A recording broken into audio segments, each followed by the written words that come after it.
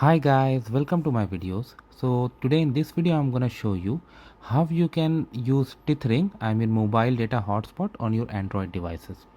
Before I proceed further, if you have not already subscribed to my channel, please go and subscribe right now. So guys, in your Android device, go to the settings. As you can see, I have opened. Here, if you go to these connections, you have all these options available.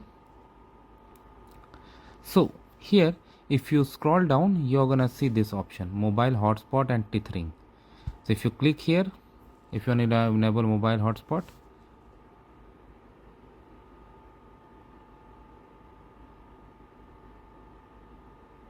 so mobile hotspot shares your Wi-Fi network.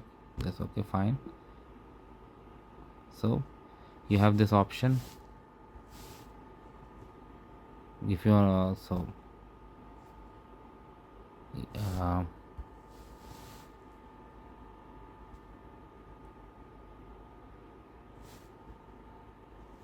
and when you tap on it, you're gonna see network password and everything. Of course, I'm gonna change it when I want. So, and it can be done using the QR code as well.